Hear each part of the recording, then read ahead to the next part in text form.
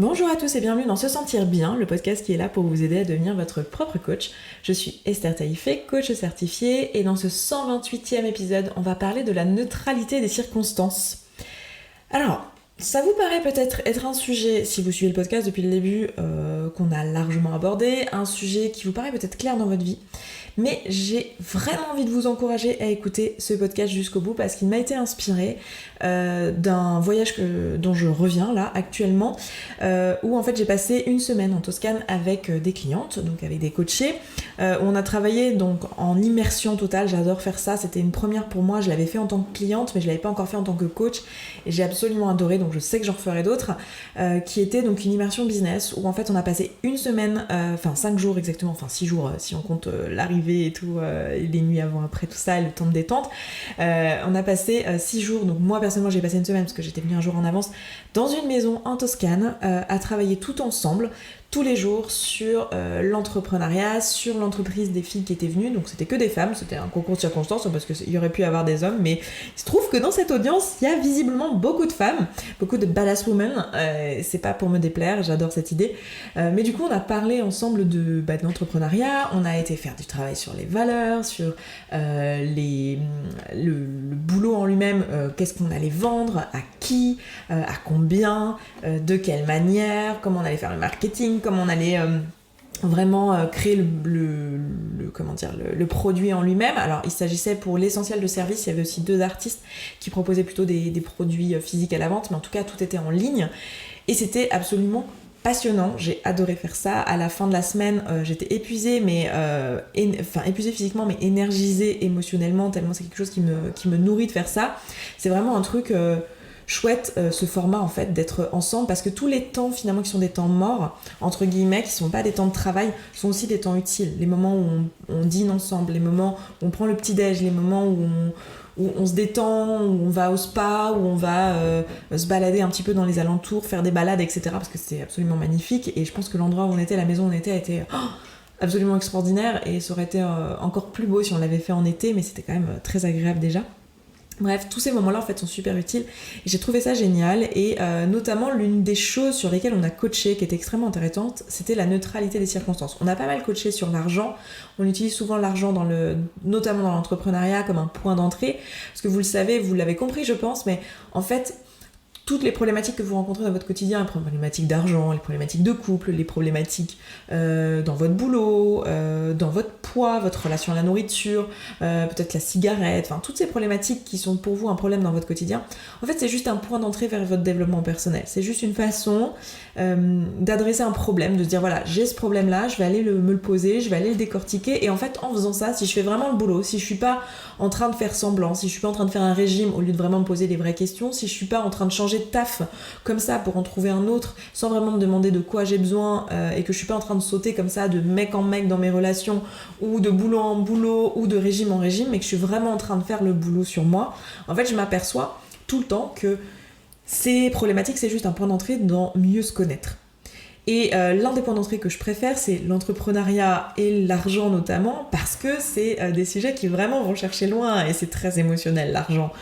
Et la nourriture, c'est pareil, c'est pour ça que j'adore ces 2 points d'entrée, parce que c'est très émotionnel, on est très très accroché, on est très ancré à nos croyances et tout. Et pendant l'immersion, on a fait tout un exercice sur l'argent qui nous a pris toute une journée, le mindset autour de l'argent. Je pourrais peut-être vous faire un podcast là-dessus d'ailleurs, en reparler. J'ai déjà parlé d'argent dans le podcast, mais c'est un sujet qui est fascinant, donc peut-être que je vous en reparlerai à l'avenir.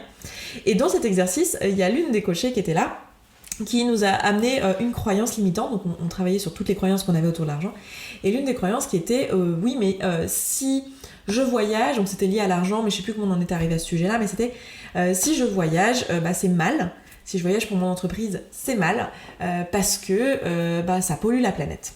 Et en fait, ça nous a permis de faire un travail sur la neutralité des circonstances que j'ai trouvé absolument génial et que j'avais envie de vous proposer ici, parce que je crois pas l'avoir proposé en ces termes. Je vous en ai déjà parlé de nombreuses fois, mais on l'a jamais vu en ces termes. En fait, ce qui est important de comprendre, c'est que cette situation-là, je vais à l'étranger, du coup je prends l'avion, du coup effectivement je pollue. Faut savoir qu'un voyage transatlantique, ça pollue autant, alors si je dis pas de bêtises, parce que j'ai pas vérifié mes sources, mais c'est quelqu'un de très convaincant et qui a l'air de très bien savoir de quoi il parle, qui me l'a dit, donc c'est vrai que j'ai pas vérifié, mais du coup à prendre avec des pincettes. Mais un voyage transatlantique type les États-Unis depuis la France, genre la côte ouest depuis la France, genre aller à San Francisco, ou un voyage du type Bali, enfin tout ce qui est Indonésie, etc. depuis la France.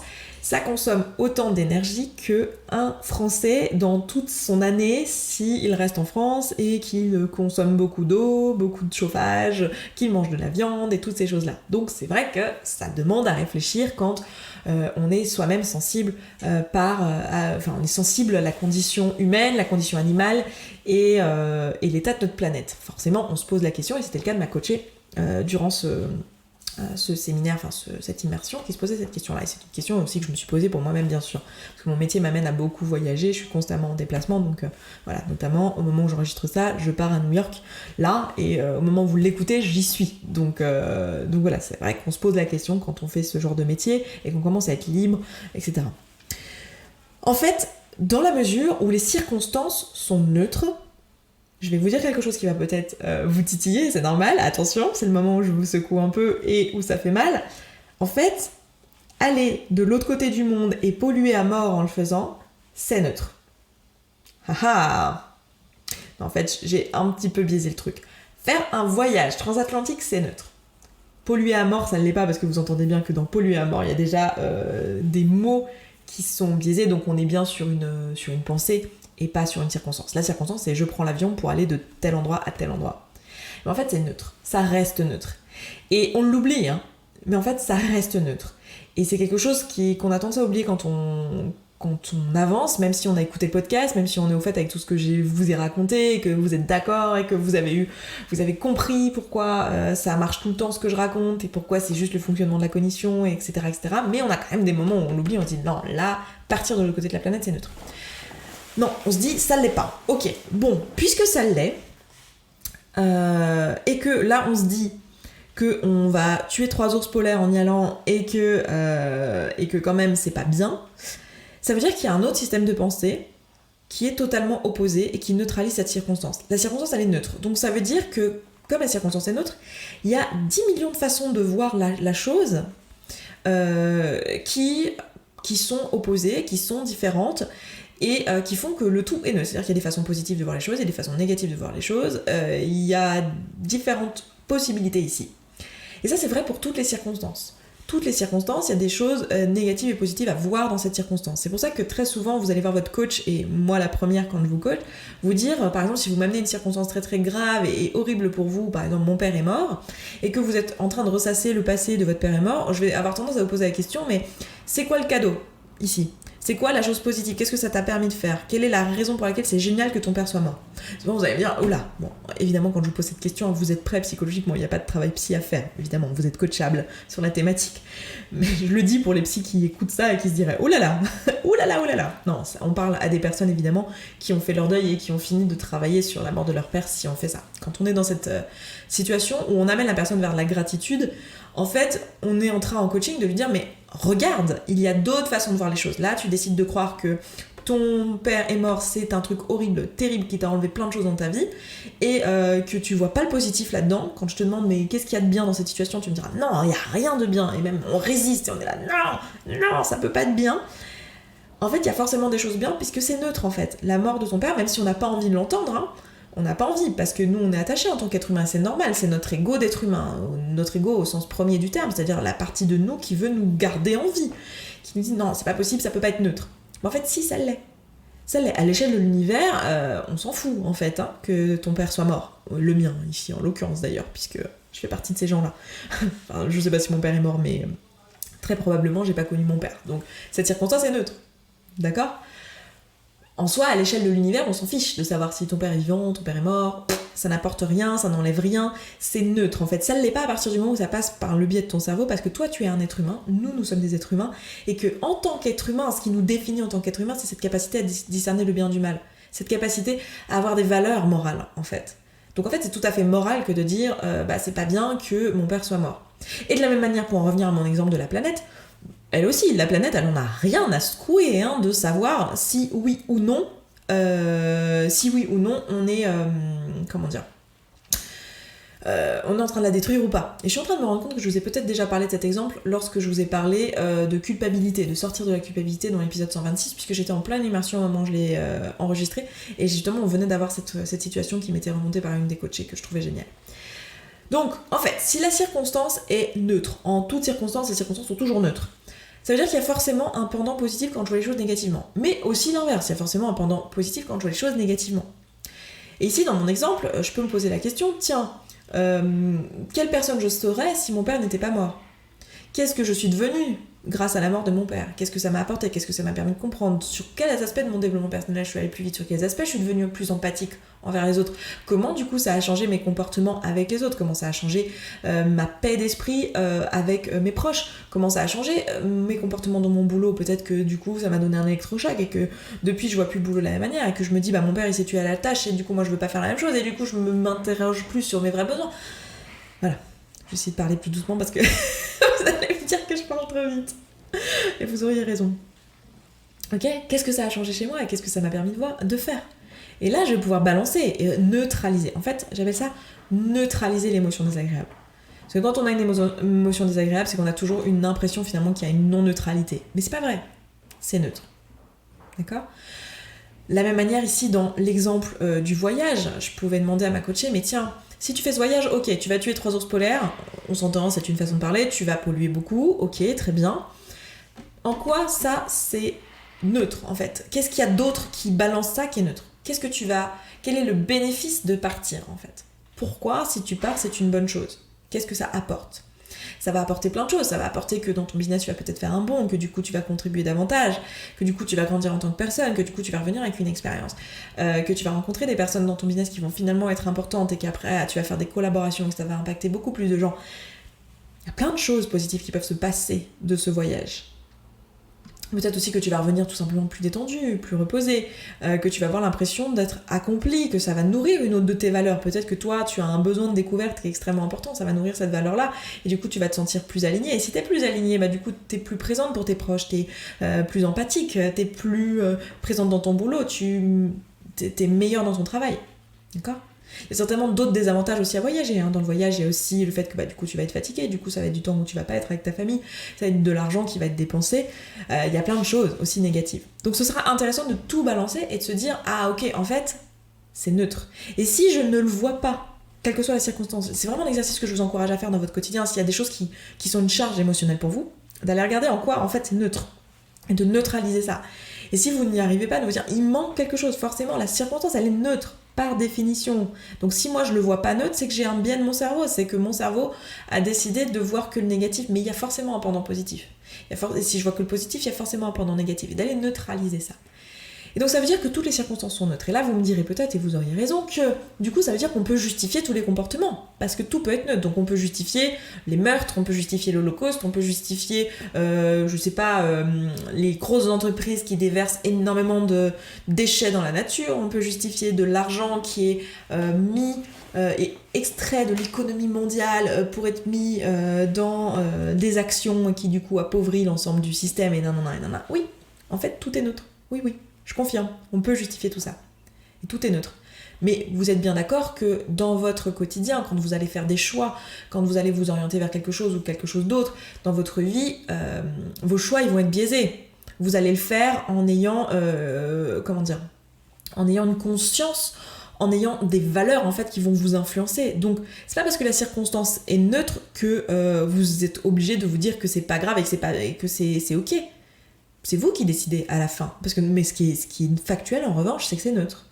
Et après, vous décidez. Vous dites, ok, moi, je suis pas ok avec tel désagrément, parce que ça enfreint certaines de mes valeurs. Et du coup, je fais pas ce choix-là, je fais celui-ci. Parce que celui-ci, il est ok avec mes valeurs, donc il enfreint pas certains de mes choix, enfin des choses qui sont tellement importantes pour moi que c'est un no-go.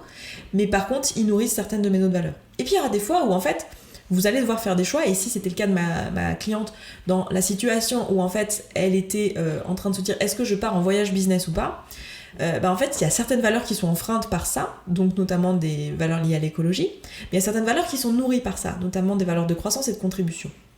Et du coup là la question ça va être ok, dans ce contexte précis là, quelle valeur prévaut sur quelle autre, et de se dire que c'est ok, en fait on ne peut pas toujours dans toutes nos actions nourrir toutes nos valeurs. C'est impossible en fait. Il y a forcément des choses, il y a forcément des sacrifices par moment qui sont faits. Il y a certainement des actions effectivement qui nourrissent toutes nos valeurs, mais on risque surtout de se brider. Et en fait, la question, ça va être de se poser, ok, qu'est-ce que ça nourrit davantage en fait ? Quel est le bénéfice ? Et choisir finalement ce qui va nous apporter davantage dans nos valeurs les plus hautes en fait. Si moi, le truc qui prime dans ma vie, c'est de contribuer, peut-être que là, ce choix-là, ça va être tant pis de voyager, parce que c'est plus important pour moi de contribuer et d'avoir un impact massif, et que si je le fais pas, le bénéfice que je vais avoir de ne pas avoir voyagé et du coup d'avoir nourri cette valeur écologique ne compensera pas le manque que j'aurais à ne pas avoir nourri ma valeur de contribution. Donc ce sera à moi vraiment de me poser la question, et ça, il n'y a pas de réponse juste en fait, c'est à chacun d'entre nous de le savoir, c'est vous qui savez vos valeurs. C'est pour ça que je vous renvoie à l'épisode de la semaine dernière, où on parle de ça, d'exercice sur comment reconnaître ses valeurs et comment reconnaître les besoins non remplis.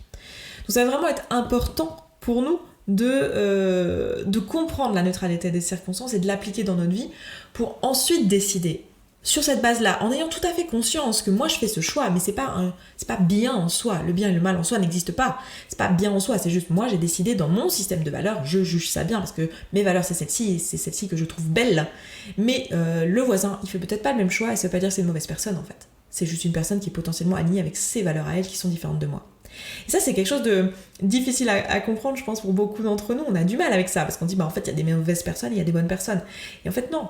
Toutes les personnes sont bonnes, en fait, dans leur système de valeurs. Chacune des personnes... Je pense pas qu'il y ait quelqu'un dans ce monde qui se dit, je vais faire ça parce que ça va faire le mal. Non, il se dit, je vais faire ça parce que ça va remplir un besoin, ou ça me paraît juste pour moi. C'est soit ça remplit mes besoins à moi, je vais me sentir mieux en faisant ça, soit ça remplit une valeur à moi qui est importante à mes yeux. Donc une fois qu'on a compris ça, on comprend que tout est neutre. Ça nous permet déjà de lâcher du lest, de lever la culpabilité. C'est pour ça qu'on en avait parlé dans l'épisode d'il y a 2 semaines sur sortir de la culpabilité. Ça nous permet de lever la culpabilité, d'arrêter de se culpabiliser pour tout et de comprendre qu'en fait les choses sont neutres. Ça nous empêche pas d'avoir des choix bien sûr qui soient orientés. De toute façon ils le sont dans notre quotidien, qu'on le veuille ou pas. Notre vie n'est pas neutre. On est des êtres humains, on est biaisés, on a plein de valeurs morales qui sont là et c'est ce qui est beau chez l'être humain. C'est sa capacité à distinguer le bien du mal, mais c'est tout à fait subjectif. Donc une fois qu'on a compris ça, on va pouvoir lever la culpabilité, puis on va surtout pouvoir faire des choix éclairés, on va pouvoir être meilleur à tolérer les autres, et à accepter les autres, et à comprendre leurs choix, et à accepter qu'en fait on est tous différents, et qu'on ne fait pas la même chose dans nos vies, et que c'est ok en fait. Et c'est ça tout l'intérêt de comprendre vraiment profondément ce que ça veut dire que les circonstances sont neutres. Ça nous permet aussi d'équilibrer nos émotions au quotidien, de se ramener à cette neutralité aussi souvent que possible. Et c'est quelque chose dont on a parlé aussi quand on a parlé de passer par des modèles ponts. Je sais pas si vous vous en souvenez, quand on parlait de comment changer son système de pensée quand on se sent pas bien, d'aller vers un système de pensée où on se sent mieux. Je vous proposais de passer par la neutralité. Ça peut être une première étape dans beaucoup de cas de se rendre compte que comme les circonstances sont neutres et que la situation est neutre, on peut balancer tout ça. On peut voir ce qui est bien et ce qui est pas bien dans cette situation et choisir de penser la circonstance de manière intentionnelle pour être neutre en fait face à la situation. Et moi, il y a plein de situations dans mon quotidien où je choisis d'être neutre parce que je sais que de toute façon, c'est neutre en fait. Et très souvent, il y a des personnes qui vont vous juger parce qu'elles ne voient pas ça, elles voient que le positif ou que le négatif d'une certaine situation, elles ne comprennent pas que vous choisissez d'être neutre et se disent « Oh là là, mais tu ne vois pas ça, mais c'est irresponsable ou quoi ?» Et en fait, ramenez-vous à ce que vous pensez vous en fait, et rappelez-vous que tout ça en fait est neutre et que c'est ok pour la personne en face d'être en colère, de ressentir toutes ces choses-là, mais c'est lié à ses besoins et à ses valeurs à elle, et c'est pas vrai en soi en fait, c'est pas un fait, c'est pas factuel. Puisque factuellement les circonstances sont toujours neutres. Voilà pour aujourd'hui, je vais m'arrêter là. J'espère que cet épisode aura éclairé sur cette question de la neutralité des circonstances et vous aura proposé aussi une nouvelle façon de voir les choses, et cet outil qui est de neutraliser ça au quotidien, n'hésitez pas à l'appliquer dans votre quotidien et à le faire dès que vous voyez que vous êtes polarisé sur quelque chose. Et puis écoutez, moi je m'arrête là, je vous souhaite un excellent week-end, une excellente semaine, et je vous dis à vendredi prochain. Ciao ciao. Merci beaucoup d'avoir écouté ce podcast jusqu'au bout, je suis vraiment contente qu'il vous ait plu. Si vous avez envie d'aller plus loin, d'appliquer tous les outils et que vous voyez que dans votre vie vous le faites pas en pratique et que vous auriez bien besoin d'un petit peu de soutien, eh bien sachez que vous pouvez rejoindre la communauté. La communauté, c'est l'ensemble des auditrices et auditeurs de ce podcast qui appliquent tous ces outils et qui s'entraident. Et moi dans cette communauté, je vous partage tous les jours un petit podcast de 5, 10, 15, 20 minutes maximum qui vous aide en fait en levant tous les doutes et toutes les difficultés que vous rencontrez montrer au fur et à mesure et qui répond aussi à vos questions. Si vous avez envie de nous rejoindre, eh bien c'est sous forme d'abonnement. Je vous laisse aller voir ça se trouve sur sesentirbien.coach/communauté. Vous avez le lien dans la description de ce podcast. Je vous dis à tout de suite là-bas.